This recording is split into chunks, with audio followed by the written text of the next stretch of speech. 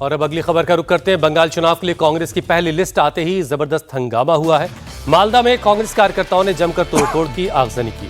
गुस्साए कार्यकर्ताओं ने आसिफ महबूब को उम्मीदवार बनाए जाने का विरोध किया। चंचल विधानसभा के कार्यकर्ताओं ने पार्टी आलाकमान के इस फैसले को लेकर अपना गुस्सा जाहिर किया। घंटों तक कार्यकर्ता हंगामा करते रहे। तो आपको बता दें कि इस वक्त तस्वीरें आप देख रहे हैं कि किस तरह से बंगाल में चुनाव की सरगर्मी है। तो सबसे पहले आपको बता दें कि जो आप आगजनी की तस्वीर देख रहे हैं, दरअसल ये मालदा में है, क्योंकि मालदा में कांग्रेस ने जैसे ही अपना पहला लिस्ट जारी किया, उसके बाद चंचल विधानसभा के प्रत्याशी को लेकर लोग नाखुश हैं। कांग्रेस की पहली लिस्ट में 284 कैंडिडेट्स के नाम आ चुके हैं। बंगाल चुनाव में कांग्रेस ने अपने सीनियर लीडर अधीर रंजन चौधरी को बहरमपुर से टिकट दिया है। अब यहीं से वो लोकसभा का सीट जीतते थे, लेकिन पिछली बार यूसुफ पठान से वो हार गए टीएमसी के। अब इधर बंगाल चुनाव में प्रचार ने जोर पकड़ लिया है। आज सीएम ममता दक्षिण पश्चिम मेदिनीपुर में 3 जनसभा को संबोधित करेंगे और उस बीच शुभेंदु अधिकारी भी नंदीग्राम सीट पर नामांकन दाखिल करेंगे। तो दोनों ही दिग्गज आज मिदनापुर में रहने वाले हैं।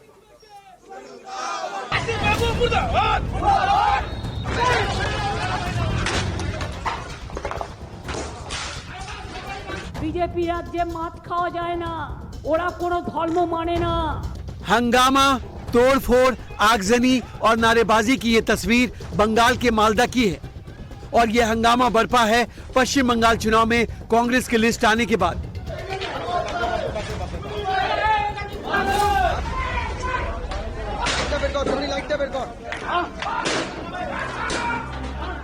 कांग्रेस कार्यकर्ता इतने नाराज हैं कि अपने ही दफ्तर के फर्नीचर को आग के हवाले कर रहे हैं। बंगाल चुनाव में कांग्रेस ने राज्य की कुल 294 सीटों में से 284 सीटों पर प्रत्याशियों की घोषणा की है। कांग्रेस पार्टी की लिस्ट आते ही मालदा के कार्यकर्ताओं ने हंगामा शुरू कर दिया। मालदा दफ्तर में तोड़फोड़ कर रहे कांग्रेस कार्यकर्ताओं का कहना है कि चंचल सीट से जिस कैंडिडेट को टिकट दिया गया है उस पर भ्रष्टाचार के आरोप हैं।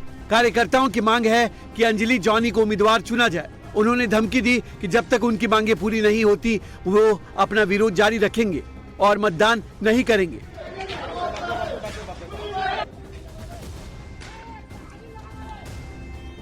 बंगाल चुनाव में कांग्रेस ने अपने सीनियर लीडर अधीर रंजन चौधरी को बहरामपुर विधानसभा सीट से उम्मीदवार बनाया है। वहीं मौसम नूर को मालतीपुर विधानसभा क्षेत्र से टिकट दिया गया है। भवानीपुर सीट से कांग्रेस पार्टी ने ममता बनर्जी के खिलाफ प्रदीप प्रसाद को मैदान में उतारा है। मुर्शिदाबाद जिले में हर बार एक सांप्रदायिक तनाव पैदा किया जाते हैं। पिछले बार मुझे हराने के लिए इस तरीके की दंगा फैलाए गए थे, आपको शायद जानकारी है। उस समय ये भी कहे गए थे कि मुर्शिदाबाद में 70% मुसलमान, 30% हिंदू है। अगर मुसलमान चाहे सब हिंदू को मार के गंगा नदी में बहा भी सकते हैं। इस तरह के भी नारा लगाए गए थे। तो चुनाव के पहले दंगा ये अभी बंगाल में या मुर्शिदाबाद में ये शुरू करने की बार बार हम ये आहट देखते हैं।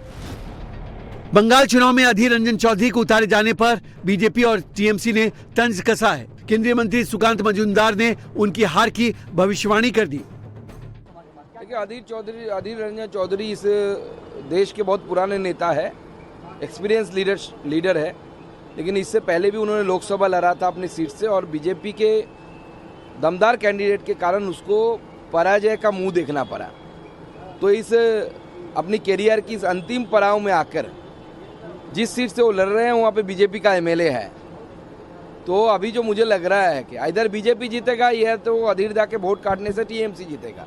अधीर दा का जीतने का कोई चांसेस मुझे नहीं दिख रहा है। कांग्रेस के वोट देवा এই নির্বাচনে বা অধীর বাবুদের ভোট দেওয়া বা সিপিএম কে ভোট দেওয়া বা হুমায়ুন বাবুর পার্টিকে ভোট দেওয়া মানে বিজেপিকে সমর্থন করা। সারা ভারতবর্ষে দেখুন যত রাজনৈতিক দল আছে সব রাজনৈতিক দল থেকে ভেঙে বিজেপির কাছে চলে যাচ্ছে, আর তৃণমূল একমাত্র দল বিজেপি ভেঙে তৃণমূলে আসছে। इधर आज बंगाल चुनाव के सबसे बड़े संग्राम नंदीग्राम सीट पर बीजेपी नेता शुभेंदु अधिकारी पर्चा भरेंगे। हल्दिया में होने वाले शुभेंदु अधिकारी के नामांकन में केंद्रीय मंत्री धर्मेंद्र प्रधान शामिल होने वाले हैं। नंदीग्राम सीट शुभेंदु अधिकारी का मजबूत गढ़ माना जाता है। इस सीट पर 2021 चुनाव में शुभेंदु सीएम ममता बनर्जी को 1956 वोटों से हरा चुके हैं। तो अब की बार भवानीपुर में ममता को सीधी चुनौती दे रहे हैं। ममता बनर्जी निजे हारबे, তার দলকে নিয়ে হারবে, ও সবাই হারবে। পাবলিক রেডি হয়ে গেছে আমাকে এখানে আমি কয়েক হাজার লোককে মিট করেছি, বলেছে গুন্ডামির বিরুদ্ধে এখানে নীরব বিপ্লব হবে, চুপচাপ পদ্মে ছাপ হবে। আমাকে তো একজন দাদা বললেন মোদিজি ঠিক লোককে পাঠিয়েছে, আমরা অপেক্ষা করছিলাম। আমি এইটা শুনে আমি প্রীত, ভরসা আছে জনগণের।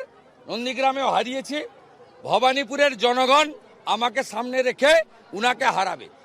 সবচেয়ে বেশি সমর্থন আজকে আমি महिलादेर এবং বয়স্ক মানুষদের পেয়েছি।